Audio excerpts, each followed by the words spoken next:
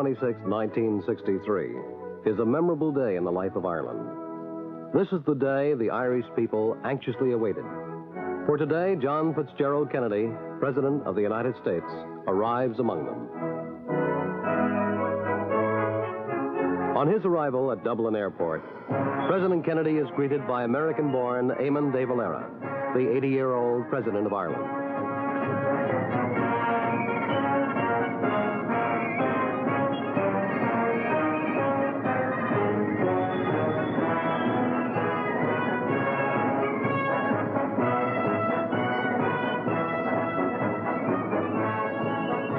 In replying to his welcome, President Kennedy referred to himself as one of millions of Irish descent who had kept a place in their ancestral memory for the green and misty Isle. And in that sense, he was indeed returning home.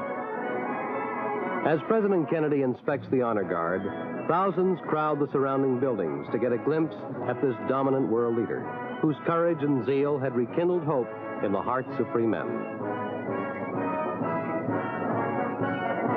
The greeting given to President Kennedy in Ireland had a warmness and depth surpassing anything experienced by any previous visitor to Ireland. This greeting also expressed the esteem of the Irish people for the United States, with the remembrance that the United States contributed so much to the hopes of the Irish nation during the dark days of the 18th and 19th centuries.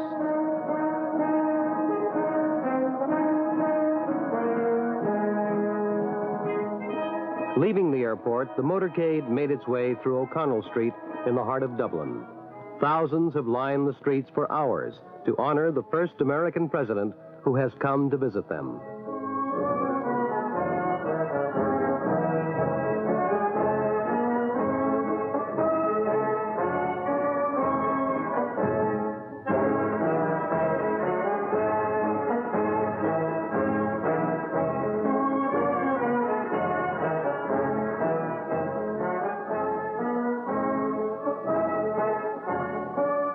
On the following morning, President Kennedy visits Arbor Hill and lays a wreath on the grave of the executed leaders of the 1916 Rising. The president was so impressed by the soldierly bearing of the honor guard of young cadets that he later requested a film of their drill movements to be sent to him in Washington. The memorial service at Arbor Hill was, in the president's own words, the highlight of his visit to Ireland.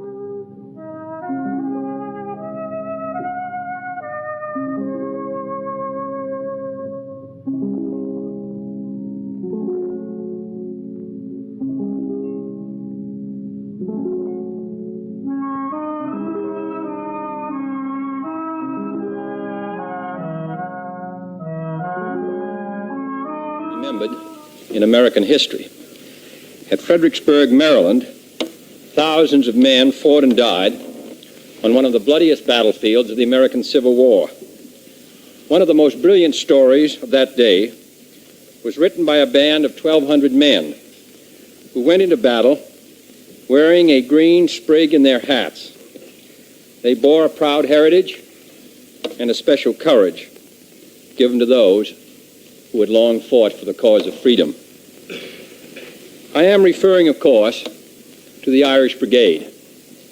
General Robert E. Lee, the great military leader of the Southern Confederate forces, said of this group of men after the battle, "The gallant stand which this bold brigade made on the heights of Fredericksburg is well known. Never were men so brave. They ennobled their race by their splendid gallantry on that desperate occasion.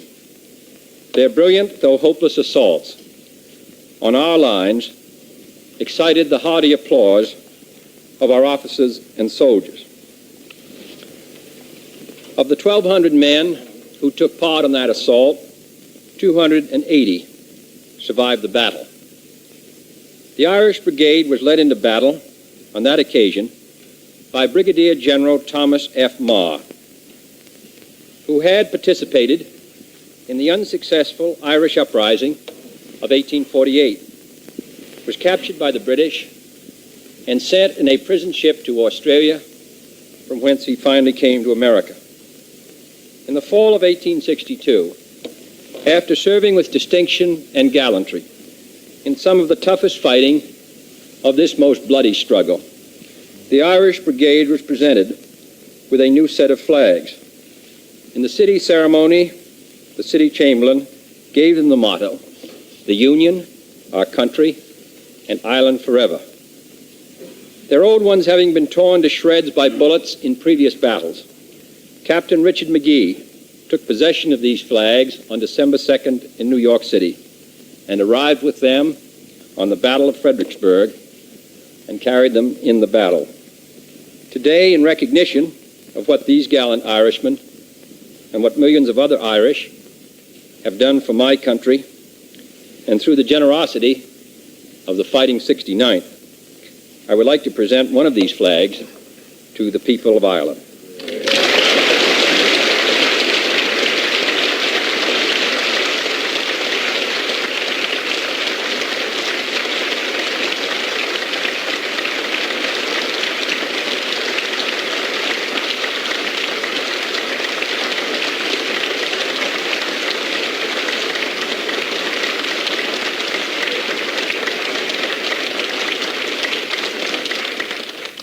As you can see, gentlemen, the battle honors of the brigade includes Fredericksburg, Chancellorsville, Yorktown, Fair Oaks, Gaines Hill, Allen's Farm, Savage's Station, White Oak Bridge, Glendale, Malvern Hills, Gettysburg, Bristow Station.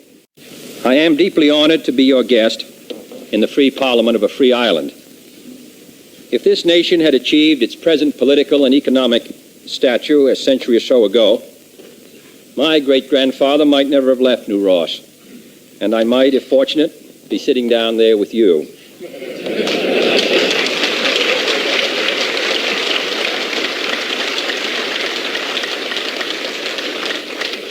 Of course, if your own president had never left Brooklyn, he might be standing up here instead of me.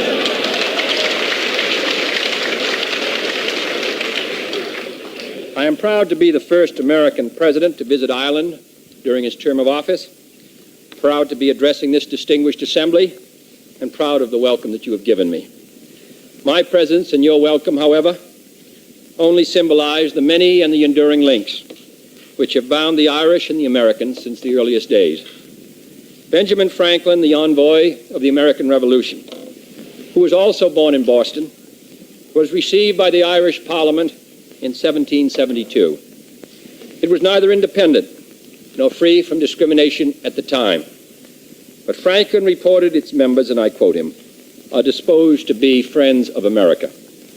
By joining our interest with theirs, he said, a more equitable treatment might be obtained for both of our nations.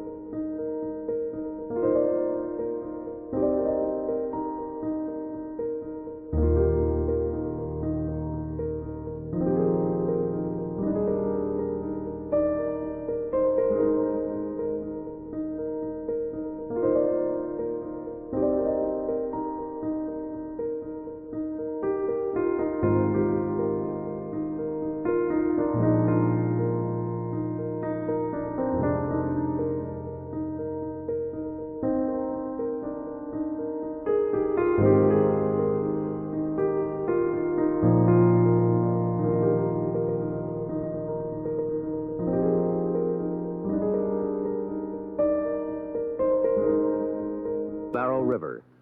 It was from here that Patrick Kennedy had sailed for the New World 100 years before.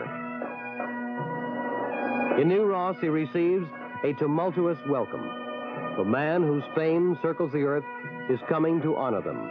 The great-grandfather who had brought the name and fame of the Kennedys to the United States was one of themselves. Now his great-grandson is returning, not only as a Kennedy, but as president of the greatest nation on earth. And for that reason, they are justly proud.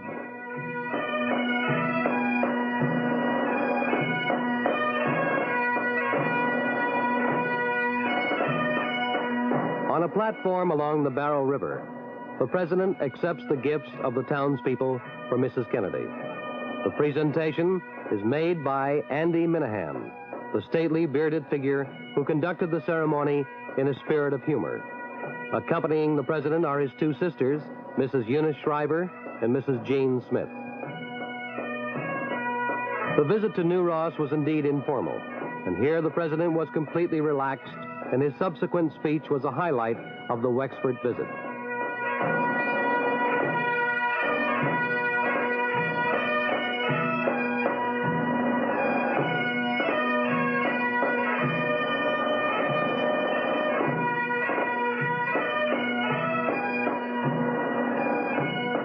When my great-grandfather left here to become a cooper in East Boston, he carried nothing with him except two things: a strong religious faith and a strong desire for liberty. And I'm glad to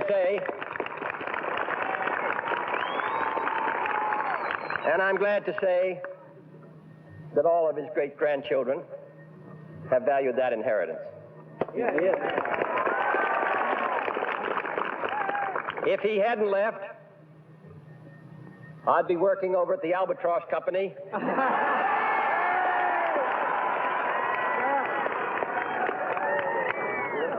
Or perhaps for John D. Kelly.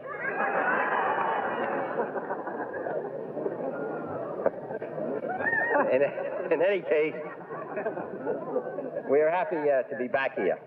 About 50 years ago, an Irishman from New Ross traveled down to Washington with his family, and in order to tell his neighbors how well he was doing, he had his picture taken in front of the White House and said, "This is our summer home.